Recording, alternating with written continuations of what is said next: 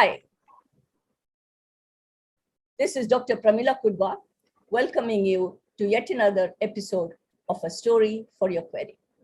In the last episode, we featured a social group from Thakur village, Kandivali East, who have been responsible for creating a change in their immediate environment. We are featuring the same group today, but with a difference. We feature 4 responsible citizens who are working on certain civic initiatives. Thank you, Soch Sayani group, for taking your time off from your busy schedule and join us here on this podcast. We start with the ladies. We start with a colorful personality, an abstract expressionist artist, Rupa Basu. She has exhibited her artwork around the globe.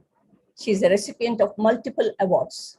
To name a few, she's been awarded by the late M.F. Hussain, PIFA 2018, a nomination in Nari Award, and she was on the panel of judges for several art competitions. She's an active member of the NGO for art therapy. This must be a good stress buster, I'm sure. She's passionate about spreading more and more social messages through colors. My first question to you, Ms. Rupa Basu, what made you move from the colorful world of art into the dark world of manholes and gutters? First of all, I'll just like to brief you about my little bit of my background. I'm a self-taught artist, and my art is from my DNA. My grandfather and father both were from artists. But a slight change in thought that I always had in mind, that art should not be restricted to the canvases, papers, and small areas. Why can't we take it to the, for the awareness for people not to speak, just to view that, have beautification around? So that is the main cause that took me to this initiative to, to show the people what is dark. As you say, it is dark. I won't say it is dark. If you say it is dark, so I would like to explain this. Wherever is darkness, you need to light. So my colors were the light to put the citizens, authorities to know about it. So the major cause, which you must be aware of the things, that Mumbai gets a lot of rainfall, and these open manholes have been always really a big life-taking things. So majorly, for Gutter Suhani, if I talk about, I wanted, not by narration, not by speech, let the colors come up, let the visibility to the people would be it's in front of their eyes. So what we did, we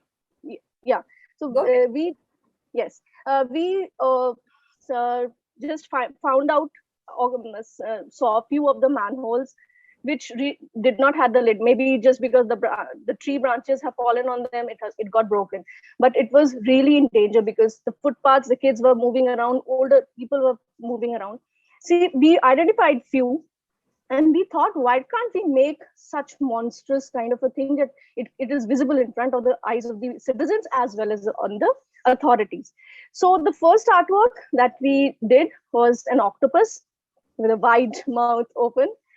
And it was really fun. We started painting and things happened. The second one we took was an anaconda. Again, really scary kind of thing. But after we painted the two and we were just winding up to move to the other ones, suddenly I got a call and saying, hey, I think your work has been visible, and the BMC people have already come there and they're just changing the openings and all. And we were like, really, we didn't have to wait for the coloring so many manholes that we have seen.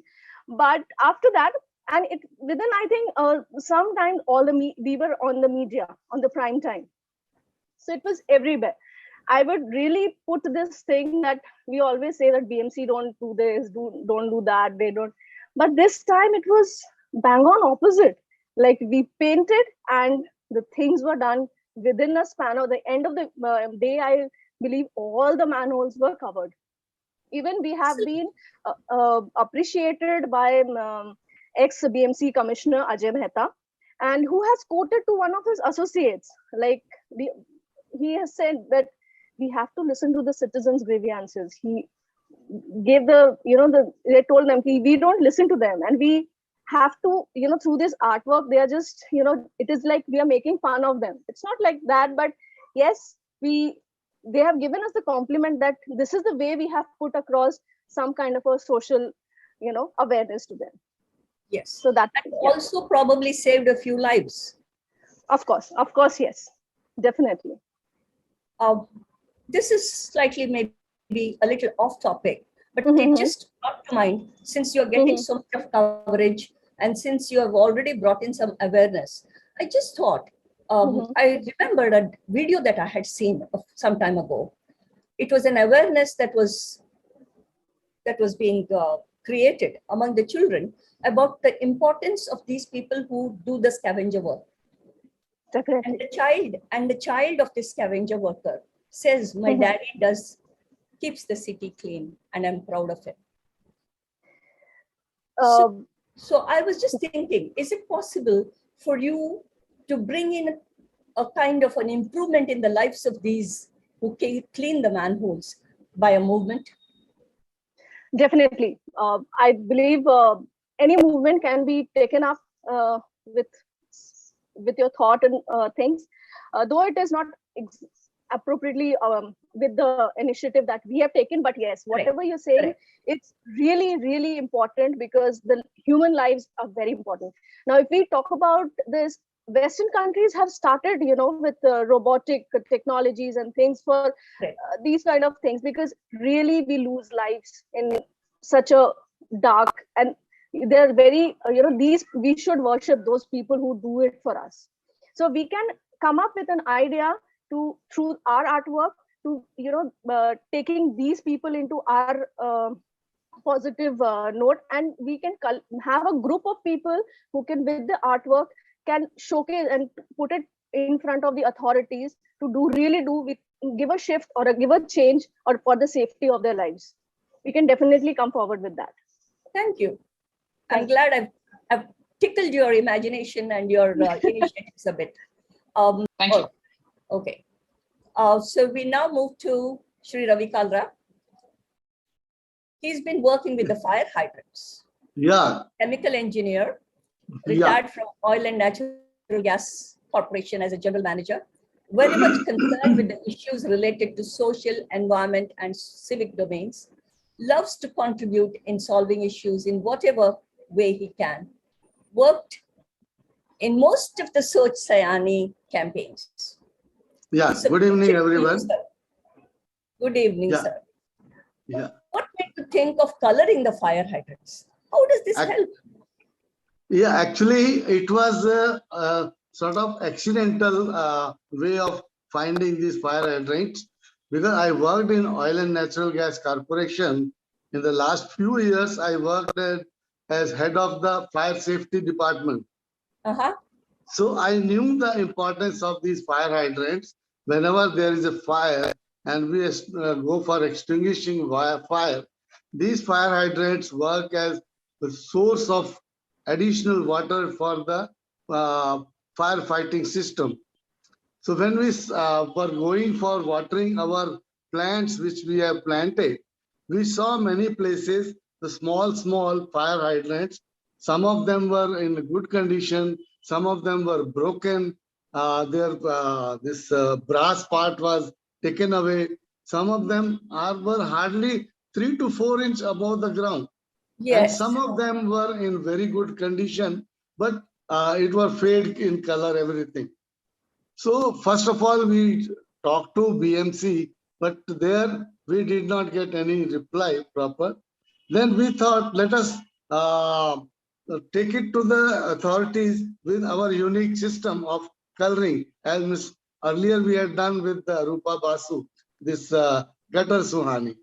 So we thought with the system of fire hydrants, its proper coloring, red color of fire hydrant, top is yellow and bottom is black. And when we made one small picture of firefighter in the middle, to give honor to the firefighter teams. So then immediately it was caught up by authorities that when we met our Bombay's Deputy Chief Fire Officer, Mr. Panigrahi at that time, he used to sit in Borivali. And we discussed with him the fate of these fire hydrants. Then he told the history of Mumbai. Initially, when this um, population of Mumbai was very less and water was in plenty supply. So during the development of Mumbai, the fire hydrants were installed along the periphery and along the all societies for resource of water in case of any fire incident. But at the underground, these fire hydrants were connected to drinking water lines, which we have got network of drinking water lines. So whenever there was any fire, they used to open the underground wall from this drinking water to fire hydrant loop line and take water for firefighter system. But in due course of time, during development of Mumbai, many fire hydrants were buried in under the road. And because of the population increase and decrease of water, because we depend on rainwater only in the lakes. Correct. So the water scarcity is there. Now their point is that if they open at one point this drinking water line for fire hydrants, at that moment if they require 500 cubic meter water, but along with in that loop line, it may be possible that 3 times water will flow in that line and we will waste the water. And already we are having scarcity of water. So only few fire hydrants they have kept in live condition and rest they have disconnected. So now those live fire hydrants they are using to take water in big fire tankers. They have got very high capacity fire tankers.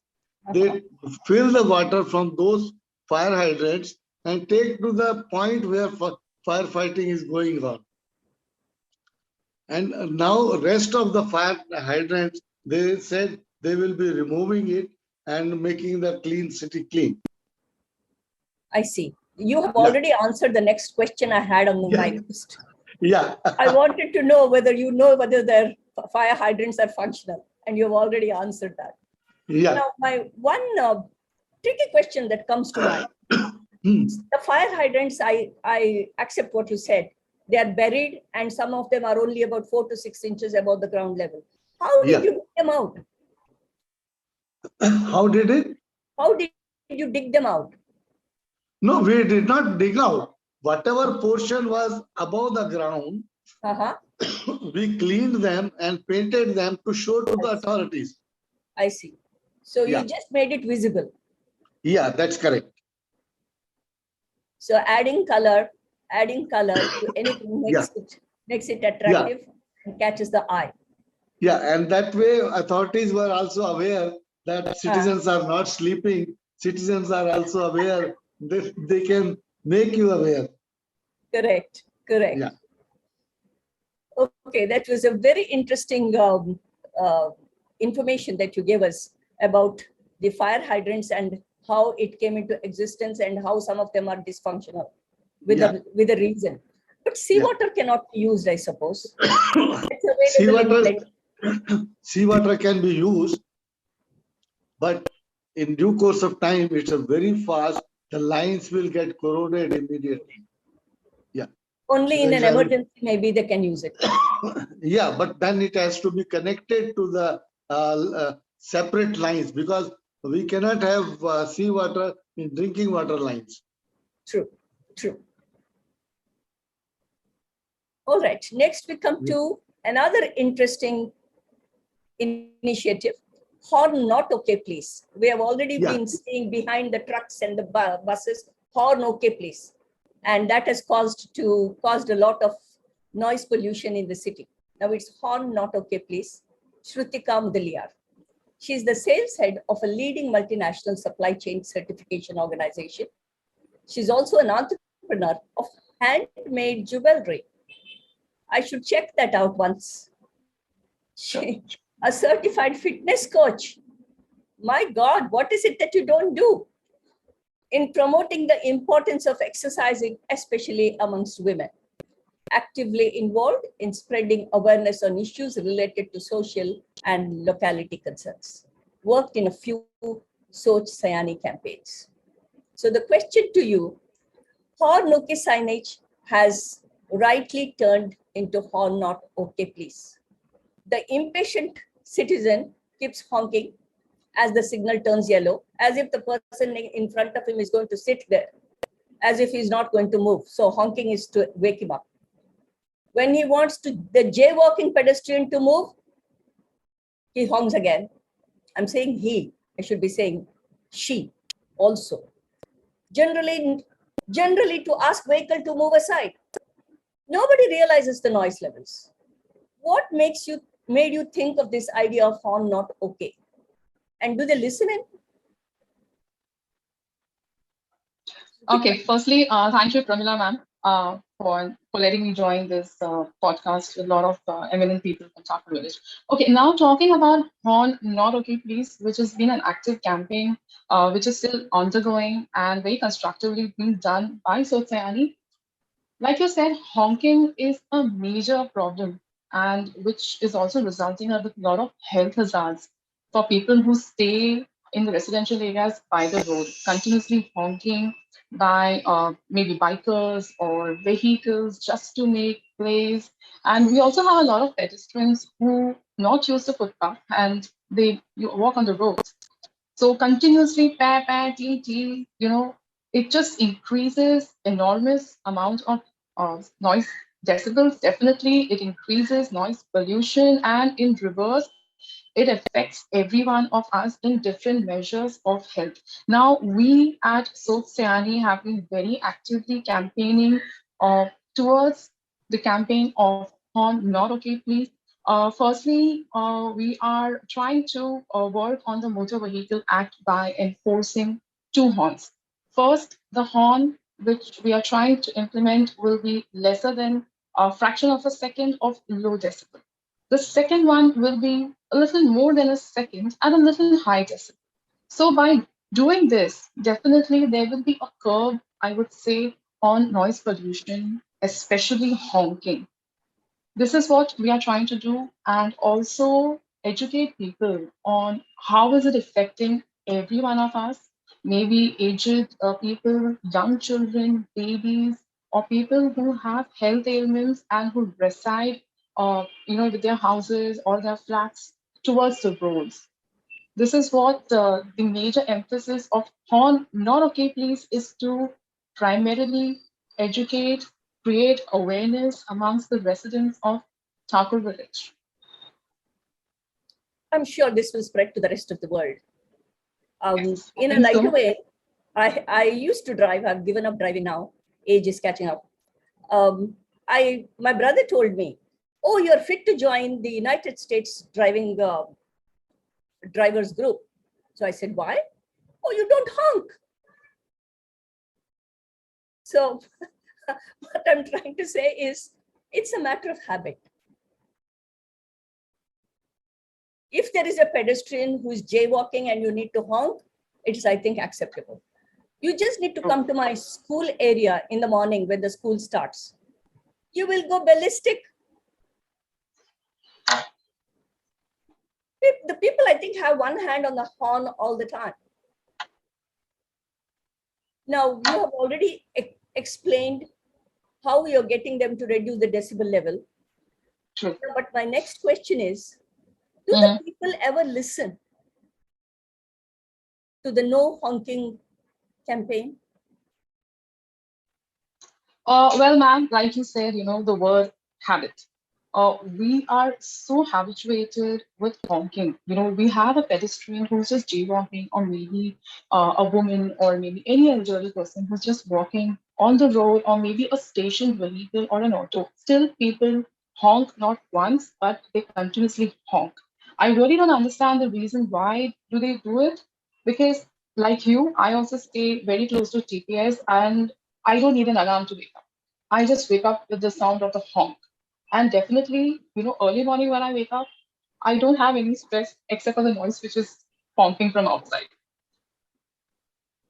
So yes, it is very important, habits once cultivated do take a lot of time to change. However, once we start, I would say educating, bringing in the importance of not honking, I think slowly people will start following it, because after us, we do have a generation which will also be effective. So we need to think about the younger generation also, and also about the elderly people who live in our vicinity. Yes, I couldn't agree with you more on this. I think that some Thank you, amount ma'am. of social awareness is very, Definitely. very essential when you live in a cooperative world like this. That brings us to the last initiative, Operation Khatara. Mr. Kalra, you want to say something? Ma'am, Unmute. I want Shruti to add one more point. Yes. It's not only Yes, sir. motorists who are creating trouble by honking. Because of film stars' love for bikers, the bikers are creating more problem by removal of their silencer and running biker in the midnight. Correct. Yes. And even I would add it to this, Kara sir, putting in on fancy horns with the louder ones. Even, silencers are upgraded, for that boom boom and for that doom wala effect. But मगर ये सब ना उल्टा सारे लोगों को effect होता है, especially noise pollution, which is a major reason for health hazards. Removing the silencer and running the bike in the middle of the night, can it not be banned? They will be speeding, and of course, it's going to be hazardous as far as people are concerned. Yeah, officially it is banned, but who will come to catch them in the midnight? I like the way you said it. Yes, I suppose each of us has to be a little more responsible in our actions. It goes a long way. So we now move on to the last initiative for the day, Operation Khatara. Mr. Udupi, I had the chance of introducing you to the last group of people who listened to my last podcast, and I have the pleasure of doing it again. He's a retired software professional who worked with many MNCs globally, passionate about social causes and justice, process-oriented, project management expert who ensures initiatives are planned well and executed to near perfection. I remember reading about the residents of Kandivali who handed over more than 50 abandoned vehicles to BMC and RTO. It must involve a lot of hard work. How did you do this? Yeah, thank you, madam. Thank you again. Operation Khatara, if I recall, it was one of our initial initiative when we started Soch Sayani. See, the real estate price of Mumbai is, we all know it goes by per centimeter, not per square feet. Okay. So people buy the vehicle, and when they want to discard, they leave it on the road. So they are getting junk. So these vehicles, what are parked all over the city, not only in Thakur village, they are accumulating dust. They are in a very poor condition. Not only that, rainwater seeps in. It is a breeding ground for the mosquitoes. And these things, we have found out that these places are being used by the drug peddlers and the alcoholics to store their materials inside the car. In the night, they used to sell it. Okay. So all this hazard was there, and we did a survey. All of us, all the people, we did a survey. We identified how many Khataras are there in our area. As you rightly said, around 50 were there in the first round. We clicked the photograph, we clicked the number plate, we clicked the photograph in all the angles, and we geotagged, and we prepared a Word document giving a detail of each car, where it is, what is the geography of geotag details, car photograph, car number, everything. And that document we submitted to BMC RTO and we give it to media. And believe me, within a day or two, the media got the attention and they published Thakurville people are all after Operation Khatara. So this caught the fire everywhere. And immediately BMC got into action and they sent out the towing van and they removed 50 Khataras in a week's time. Okay. And then we have not stopped. What we did was we printed stickers. This is a Khatara, please remove it. That type of stickers. And again, we went for another round of Thakurville and we put the stickers on all the Khataras. So what happened was, this is a small initiative what we did, but everybody understood the importance of removing this. Okay, in Thakurville, what happens is the buildings are having, let us say, 200, 300 flats, but parking space is hardly for 50 cars. Okay, many of them wanted to park their car on the road, but there is no space. All these Khataras lying around. People don't see, the issue is not only with the owners, we don't have the scrap policy. Yes. We don't know what to do with this car. Okay, if you have to give the scrap dealer, there is a procedure, because there is an RTO procedure of cancelling the registration number. So those policies were not in the place. That's why all this confusion. Plus, RTO was also not having enough area where to dump this car. They dump this car. If you go to Santa Cruz, Wakola, or Andheri flyovers, under the flyover you can see multiple stories of the cars are packed one on the other. What we suggested is we have to have a scrap policy. Send all these cars to, finally they said they are going to send it to Gujarat for the scrap yard. They already raised, tender is already released. All these cars will be used. Believe me, these cars contain a very important material called lithium. The lithium can be reused for all the batteries. So now we are going for the battery operated car. These lithiums can be effectively used for the battery operated car. Actually, because of our campaign, actually, I have some cuttings of the celebrity, like even Hema Malini's photograph, saying that I don't want a Khatara in my backyard. So those campaigns were done. In Thane, in Bangalore, everywhere this operation was conducted by local people.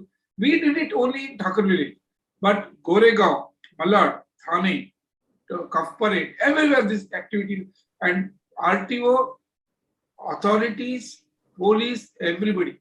Recently, we have a new police commissioner, Sanjay Pandey, who took over the charge.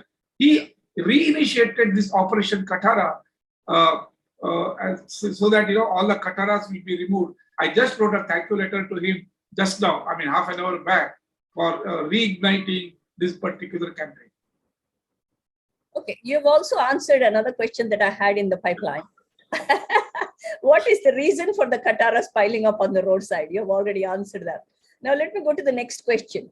What made you coin this title, Operation Khatara? Okay, that's a very interesting question.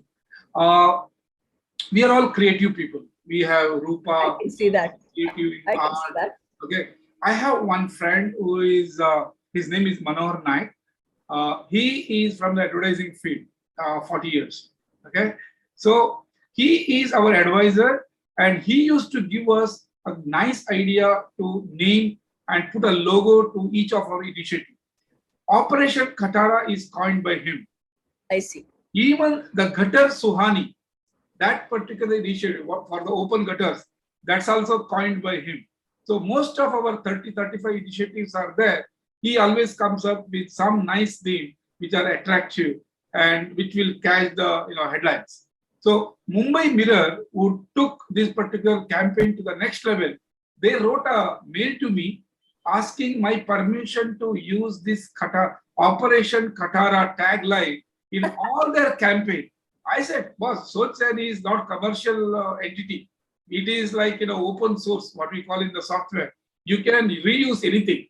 And believe me, Mumbai Mirror got the golden award, some golden peacock, golden globe, I don't know. Yeah, the best campaign of the year for that Operation Khatara.